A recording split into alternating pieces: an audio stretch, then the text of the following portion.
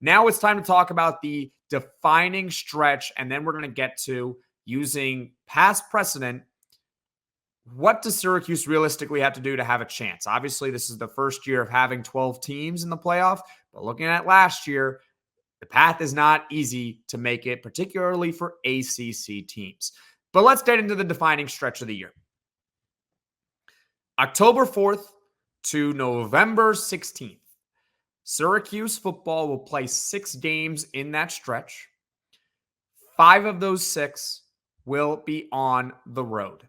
Those games are at UNLV, at NC State, bye week, at Pitt, Virginia Tech, at Boston College, at California. I'll repeat the defining stretch for you.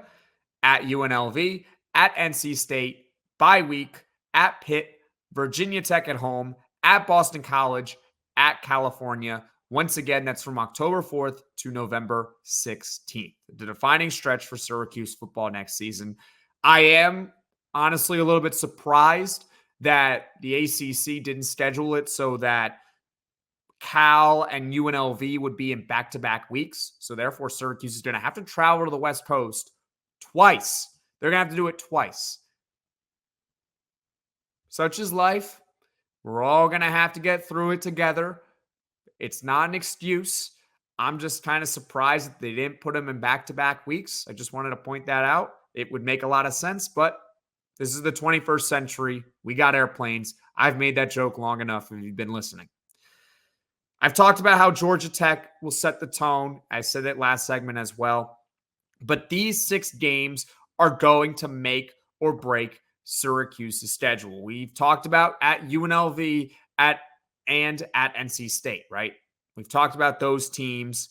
Both were bowl teams last year. Plenty of returning players, returning coaches. If you go 1-1 in that stretch, if you can beat UNLV and or NC State, that is really, really good for Syracuse football if they want to make a bowl game that's a really highly regarded bowl game or possibly the college football playoff, right?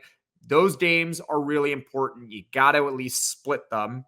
Pitt is one of those teams that's looking for a rebound season. They were 3-9 last year. They had been pretty good in years past, but 3-9 last year. They should be a little bit better now that they have a new quarterback, first-year starter Nate Yarnell, instead of Phil Dracovic, who is the worst quarterback in the country. He sucks. He's terrible. I hate him. Boston College is not going to be a gimme, particularly because Bill O'Brien is now there. You can make fun of him all you want, how he was as a general manager in Houston. He was awful. But in terms of him being a football coach, he's actually pretty decent. He's got a pretty good track record. And so playing Boston College, particularly on the road, is not going to be an easy game for Syracuse next year, although I don't trust their quarterback, Thomas Castellanos. And then at Cal, again, a West Coast team to close out the trip. It's the end of the stretch, right? Bowl team last season. And you have to go on the West Coast again. That is the defining stretch of the year. If Syracuse football can manage a 4-2 record, then you could be looking at a 9-10 win season. If they can go 4-2 in that stretch, you're looking at 9-10 wins. Anything lower, you're starting to talk about 6-8 wins. It's a tough one. It's tough. But in order for Syracuse to have a chance at making the ACC championship game, they're probably going to have to win 9-10 games in the regular season, which, by the way, Syracuse has never made before. That stretch could very well determine if Syracuse is playing in the ACC championship or if Syracuse has a chance at making the college football playoff. It's that stretch right there. Now let's talk about actually making the playoff. What are the feasible things that Syracuse is going to have to do? They are probably going to need 10 wins in the regular season. They're probably going to win 10, minimum 9, not win 10. They probably have to get at least 9 wins, but really it's at least 10.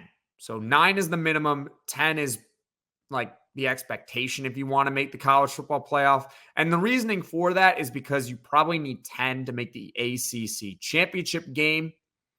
And then, of course, if you win the conference championship game, that's an auto bid. So Syracuse, it doesn't matter how many games they win. If they get to the ACC championship game, which again is probably going to require at least 10 wins, if they win that game, they're in the college football playoff no matter what. But if they lose that game, they're in trouble if they only have 10 wins. If they only have 9 wins and they lose in the ACC championship game, they're done. If they win 10 games in the regular season, lose in the ACC, maybe, but it is unlikely. It's unlikely if they are 10-3 without that ACC championship win that they get in. And here's why. First of all, 4 automatic qualifiers because of all the teams that can win the Power 4, right? If you win a Power 4 conference, you get an automatic bid to the college football playoff. Okay, so that's 4 teams. Then the highest ranked group of 5 team gets into the college football playoff. So in total, there are 5 automatic spots. So there's only 7 at-large teams that are going to be allowed. And I look at it last season, the top 12 teams all had at least 10 wins, and that was not including a group of 5 team in there. So you have to have at least 10. And then, of course, the fact that Syracuse is an ACC team hurts them severely hurts them, right? Last year, there was a 10-win team that fit the category of they won 10 games in the regular season, lost in the ACC championship game. Do you remember that team? I'll give you 3 seconds. 3, 2, 1. If you guessed Louisville, you would be correct. Louisville had a 10-2 regular season last year, lost in the ACC title game to Florida State. They were 10-3, and under the new format of 12 teams, they would not have gotten in. They were ranked 15th in the final playoff rankings last year. That's not good for Syracuse. It's not good for really any ACC team unless, of course, you're Clemson or Florida State. And it's because the ACC is not held in the same light as the Big Ten or the SEC. These arguments are going to happen, and I would hope that Syracuse is in the argument because that would be pretty fun. But the reality is the ACC is not the same level as the SEC or the upper teams in the Big Ten. So those teams, they get priority over a school like Syracuse. Now, one day, hopefully Syracuse can change that reputation, but that's how it is for now. Louisville, a 10-2 team, loses in the ACC title game. They end up 10-3. They don't even crack the top 12. They were 15th. So what does that mean for Syracuse? You're going to have to win 11 games in all likelihood. You're going to have to win 11. I think if you win 11, you're in. So if you go 11-1 in the regular season, you lose in the ACC title game, or you go 10-2, I guess if you win the ACC title game, you're automatically in. But the point being is that short of winning the conference, this team is going to have to win 11 games next year, regular season, postseason, whatever it is. They're going to have to win 11 games. Hopefully they can do it. I don't see it necessarily. I don't think they're going to have an 11-1 regular season or win the ACC. But hopefully at some point during the regular season, this team is in the conversation. A couple years ago, they were ranked 14th in the country at the midway point. After 6 weeks, they were 14th, and they had to go on the road to play Clemson. I hope that Syracuse next year is in a similar boat where they're 6-0 and they're ranked 14th in the country. I think that would be really cool because then you could start talking about, hey, 12 teams down in the playoff, they're ranked 14th. They're not far away from it, right? They keep stacking up the wins. But realistically, it's going to be very challenging given the reputation of the ACC and the reputation of Syracuse for the Orange to make the college football playoff.